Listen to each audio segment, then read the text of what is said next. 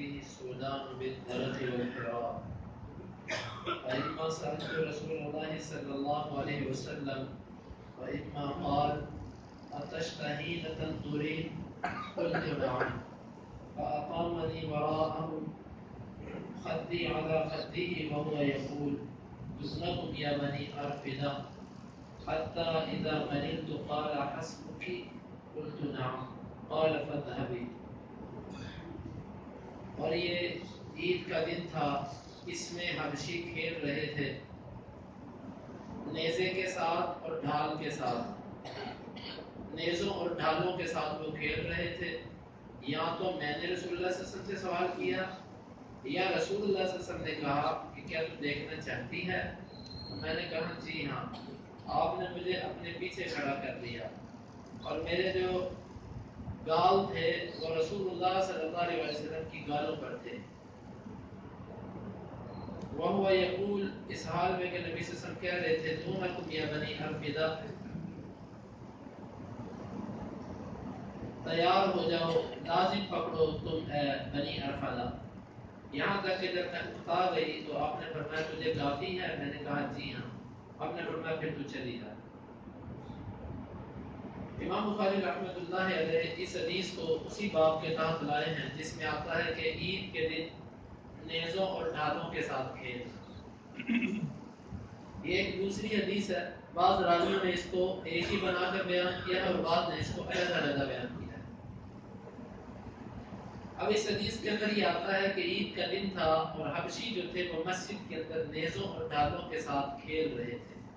امام بخاری کا اس حدیث سے استدلال یہ ہے کہ عید کے دن کھیلنا یہ ثابت ہو گیا۔ تو یہ تو امام بخاری کا استدلال۔ اب اس حدیث سے کچھ مزید باتیں اور پچھلی حدیث کی کچھ مزید وضاحت۔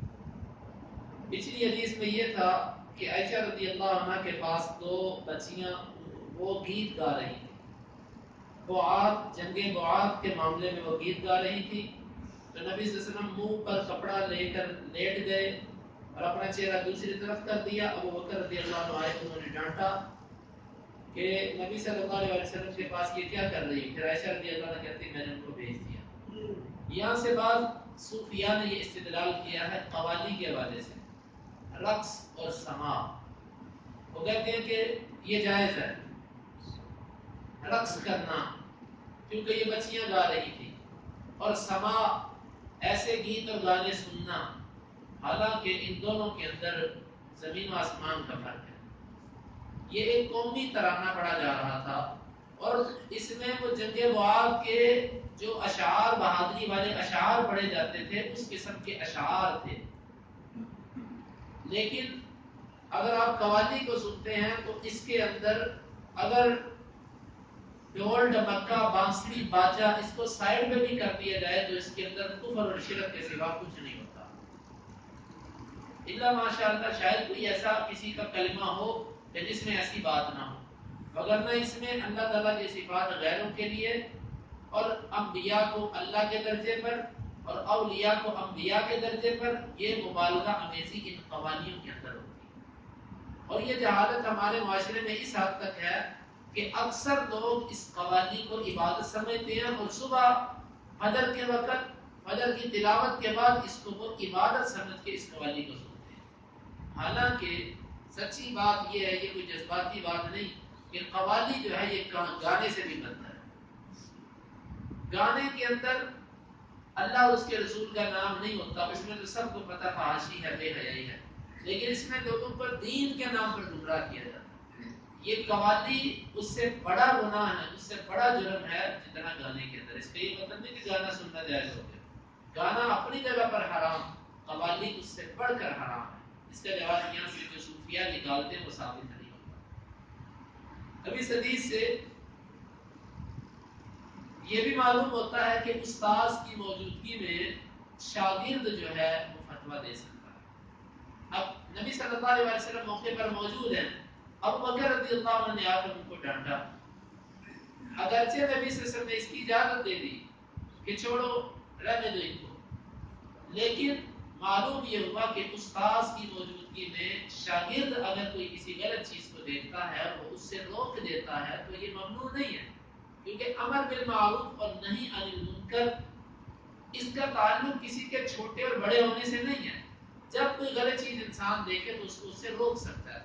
جس طرح کہ یہاں پر ابو بکر رضی اللہ عنہ نے ایک چیز دیکھی اور انہوں نے اس سے روک دیا اور منع کر دیا باوجود اس کے کہ نبی صلی اللہ علیہ وسلم موجود تھے. اور اس حدیث سے یہ بھی معلوم ہوتا ہے کہ عید کے مواقع پر اپنی بیٹیوں کے گھر جانا، اپنے عزیز و اقارب کے گھر جانا، نبی صلی اللہ علیہ وسلم کی زوجہ محترمہ ہماری ماں عائشہ رضی اللہ عنہ، ابو بکر صدیق رضی اللہ عنہ کی لختے جگر تھی. تو یہ عید کے دن ان کے گھر تھے. عید کے دن اپنی اہل و عیال سے ملنا، اپنے عزیز و اقارب، اپنی بیٹیوں بیٹوں سے ملنا، یہ بھی یہاں سے نکلتا ہے. اور پھر نبی صلی اللہ علیہ وسلم نے اپنے چہرے پر پردہ لیا ہوا تھا، کپڑا لیا ہوا تھا. ابو بکر رضی اللہ عنہ داخل ہوئے. خامد کی موجودگی میں بھی باپ اپنی بیٹی کو ڈانٹ سکتا ہے یا اس کی تربیت کر سکتا ہے. اگرچہ تربیت کرنا خامد کا حق ہے، لیکن اگر کوئی کمی کوتاہی باپ دیکھے تو باپ خامد کی موجودگی میں بھی غلط چیز سے ڈانٹ سکتا ہے، اس کو اس پر جھڑک سکتا ہے. اس میں نہ بیٹی کو ناراض ہونا چاہیے اور نہ ہی خامد یہ سمجھے کہ میرا حق ہے، میرا سسر کون ہوتا ہے اس میں مداخلت کرنے والا. جس طرح کہ ابو بکر رضی اللہ عنہ نے نبی صلی اللہ علیہ وسلم کے سامنے کیا. اور اس سے یہ معنی بھی نکلتا ہے کہ بعض امور کہ جن کا جواز موجود ہو، اگرچہ اہل تقویٰ کی اس میں رؤیت، اس کو دیکھنا اور اس میں شرکت اچھی نہ ہو، جہاں تک اس کا جواب نکلتا اس کا جواب دینا چاہیے. اب نبی صلی اللہ علیہ وسلم نے چہرے مبارک پہ پردہ لیا اور منہ دوسری جانب کر لیا، گویا کہ آپ اس چیز کو نہیں دیکھ رہے، لیکن آپ نے اس سے منع نہیں کیا، اس لیے کہ عائشہ رضی اللہ عنہ بچی تھی اور ان کے پاس ان کی سہیلیاں بچیاں آئی ہوئی تھیں. نبی صلی اللہ علیہ وسلم نے فرمایا کہ کوئی بات نہیں، لیکن آپ اس کام میں مشغول نہیں ہوئے بلکہ آپ نے اپنا چہرہ دوسری طرف کر دیا. اس سے معلوم ہوتا ہے کہ جو اہل خیر بڑے لوگ جو ہیں ان کو اپنے برا اور تقویٰ اور ان چیزوں کا مکمل طور پر پاس رکھنا چاہیے. البتہ اگر جن چیزوں کا جس حد تک جواز نکلتا ہو، جو لوگ اس کے اندر مبتلا ہوتے ہوں، تو اساتذہ کو، علماء کو، بڑے لوگوں کو، معزز لوگوں کو اس کا جواز دینا چاہیے. بات اب یہ ہوتا ہے کہ کوئی بندہ اپنی نیکی تقویٰ میں آ کر ایسی چیزوں سے بھی لوگوں کو روک دیتا ہے کہ جس کا جواز موجود ہو. کئی کام نبی صلی اللہ علیہ وسلم نے خود نہیں کیے، آپ نے پسند نہیں کیے، لیکن آپ کے سامنے کیے گئے، آپ نے ان کو جائز قرار دے دیا، منع نہیں کیا، اسے روکا نہیں. تو یہ سب چیزیں اس حدیث سے معلوم ہوتی ہیں. اور یہ بات بھی کہ عید کے دن عام خوشی کرنا، عبادات سے ہٹ کر خوشی کرنا، یہ بھی مسلمانوں کا طریقہ ہے. بعض لوگوں کا کی عادت ہوتی ہے کہ وہ عید کے دن کا اور عام دن کا کوئی فرق نہیں کرتے اپنے گھر میں. ایسا حالانکہ یہ صرف واقعہ عید کا، یہ روز روز کا واقعہ نہیں ہے کہ جس طرح کوئی بندہ استدلال کر لے کہ نبی صلی اللہ علیہ وسلم کے گھر میں روز عید پڑھے جاتے تھے لہذا روز گانے لگاؤ گھر میں. یہ تو وہ مسئلہ ہی نہیں ہے. عید کے دن ایسا ہوا تھا تو عید کے دن اپنے گھر میں خوشی کرنا، گھر والوں کو خوشحالی کروانا، اس کا جواب اس حدیث سے نکلتا ہے. عید کے دن اور عام دنوں میں کچھ فرق ہونا چاہیے. اب اگلی حدیث کی طرف آئیے کہ مسجد کے اندر کھیل رہے تھے. سب سے پہلے تو اس کے بارے میں جو شارحین نے لکھا وہ یہ ہے کہ یہ عید کے دن ہی یہ قافلہ اس کے قریب قریب آیا اور یہ حبشی لوگوں کا مزاج تھا کہ یہ عید اور خوشی کے دن کھیلا کرتے تھے. اس طرح کے بعد روایات کے اندر آتا ہے کہ یہ ایسے کھیل کھیلا کرتے تھے. اس سے معلوم ہوا کہ مسجد کے اندر ایسا کھیل کہ جس کا تعلق جہاد کے باب سے، ایسا کھیل کھیلا جا سکتا ہے. بعض علماء نے کہا یہ صرف حبشیوں کے ساتھ خاص تھا اور کسی کو نبی صلی اللہ علیہ وسلم نے اجازت نہیں دی. بہرحال اس سے اتنا جواب نکلتا ہے کہ جہادی کھیل، جہادی تربیت وہ مسجد کے اندر کی جا سکتی ہے، لیکن عام قسم کے کھیل جس میں شور شرابہ ہا ہو اور ایسی چیز ہو وہ مسجد کے اندر نہیں کرنے چاہیے، کیونکہ مسجد اللہ کا گھر ہے، اس کی تعظیم، اس کا تقدس برقرار رہنا چاہیے. البتہ جہادی کھیل کا جواز، جہادی مظاہرے وہ اس حدیث سے معلوم ہوتے ہیں. اور اس سے یہ بھی معلوم ہوا کہ نبی صلی اللہ علیہ وسلم کا اپنے گھر والوں کے ساتھ کس قدر یعنی کہ مشفقانہ یعنی کہ انداز تھا کہ عائشہ رضی اللہ عنہ نے یا خود اللہ کے نبی سے کہا یا نبی صلی اللہ علیہ وسلم سے کہا کہ کیا تم دیکھنا پسند کرتی ہے؟ انہوں نے کہا جی ہاں. تو اپنے گھر والوں کو ایسے تفریحی یعنی کہ مناظر دکھانا کہ جس میں فتنے کا خدشانہ ہو یہ جائز ہے، کیونکہ بعض علماء نے یہاں سے استدلال کیا کہ غیر محرموں کی طرف عورتوں کا دیکھنا یہاں سے ثابت ہوا، جبکہ یہ بات درست نہیں ہے۔ یہاں سے عورت کا اجنبی مرد کی طرف دیکھنا ثابت نہیں ہوتا، بلکہ عائشہ رضی اللہ عنہا ان کے کھیلوں کو دیکھ رہی تھی۔ کھیل کو دیکھنا اور ہوتا ہے، اور چہروں کو دیکھنا، ان کے خد و خال کو دیکھنا، ان کے حسن کو دیکھنا یہ اور چیز ہے۔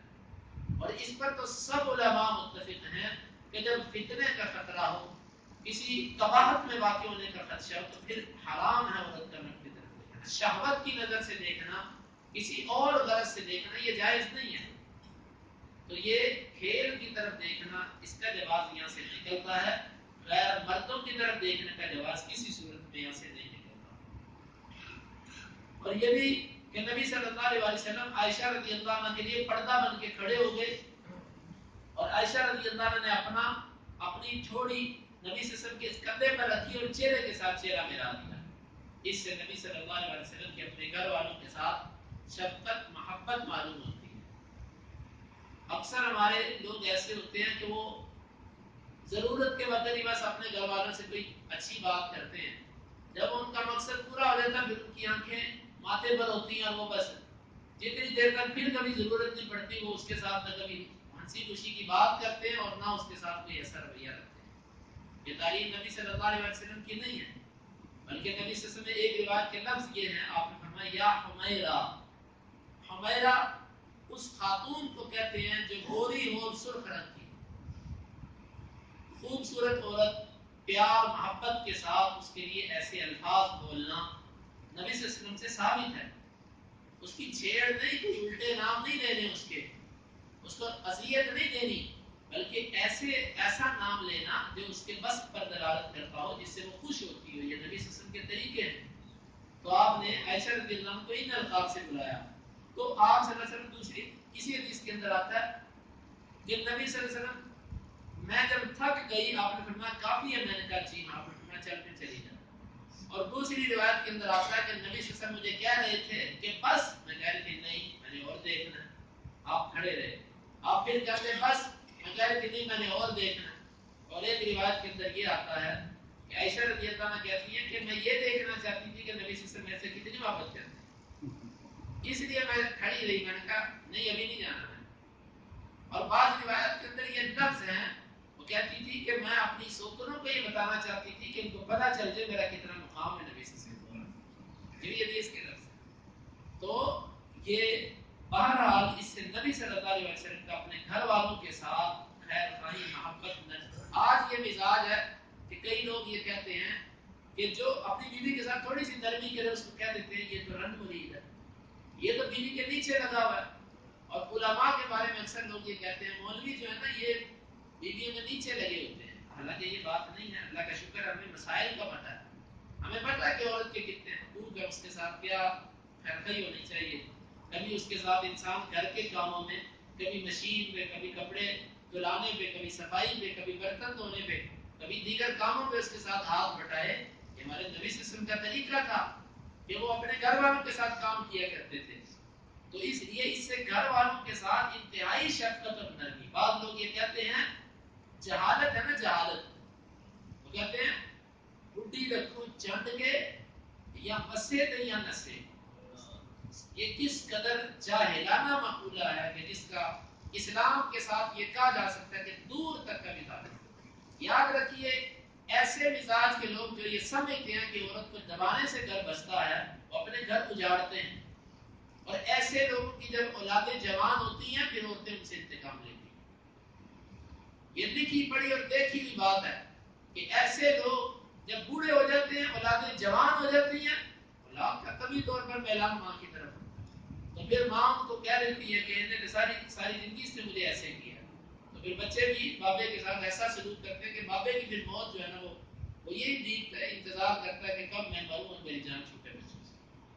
عورتوں کے ساتھ ہمیشہ نرمی محبت شفقت کے ساتھ چلو، یہ رشتہ ہی پیار کا ہے۔ پیار کے ساتھ جو مرضی منوا لو، اور ضد کے ساتھ نبی صلی اللہ علیہ وسلم ٹیڑھی پسلی سے پیدا ہوئی ہے، سیدھا کرنا چاہو گے توڑ دو گے لیکن سیدھا نہیں کر سکتے۔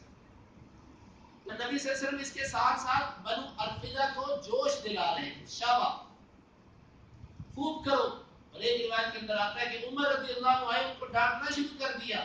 نبی صلی اللہ علیہ وسلم نے عمر چھوڑ دو ان کو, اور پھر اس کے بعد آپ نے ان کو حوصلہ افزائی کی. اس سے معلوم ہوتا ہے کہ بڑے لوگوں کو جو خود ایسے کھیل نہ بھی کھیلتے ہیں ان کو, بچوں کو, طلباء کو, ایسے لوگوں کی حوصلہ افزائی کرنی چاہیے. جس کھیل کا جواز نکلتا ہو اس کی حوصلہ افزائی کرنی چاہیے. لیکن یاد رکھیے کہ یہاں سے کوئی یہ استدلال نہ کرے کہ اپنے بیوی بچوں کو پارکوں میں لے کر جانا, ان کو تفریحی مقامات پہ جا کر فحاشی, بے حیائی اور عریانی ہو اس پر لے کر جانا بھی اس حدیث سے نکلتا ہے. حاشا وکلا, کبھی ایسا معنی اس حدیث سے نہیں نکلتا. تو یہاں سے صرف اتنا کہ کوئی کھیل دکھانا اپنے گھر والوں کو جس سے فتنے کا خدشہ نہ ہو, یہ ہے. پارکوں کے اندر ان جگہوں پر تو کسی شریف آدمی کا جانا بنتا ہی نہیں, کہ جس خاص طور پر ان تہواروں کے موقعوں پر کہ جہاں پر اتنی فحاشی ہوتی ہے. تو جب میں اکتا گئی تو میں نے نبی صلی اللہ علیہ وسلم کو کہا, آپ نے فرمایا کہ ٹھیک ہے اب تم چلی جا. کس قدر یعنی کہ نبی صلی اللہ علیہ وسلم کی خیر خواہی اور اثار تھا. تو اس حدیث سے امام بخاری کا استدلال بھی آپ نے سن لیا, اور جو احکامات اس حدیث سے, یہ پیچھے بھی حدیث گزر چکی ہے, وہاں پر بھی ہم نے اس پر تفصیلی گفتگو کی تھی. اللہ رب العزت سے دعا ہے کہ اللہ تعالیٰ ہمیں کتاب و سنت کو سمجھنے کی اور اس پر عمل کرنے کی توفیق عطا فرمائے. اللهم انفعنا بما علمتنا وعلمنا ما ينفعنا وزدنا علما.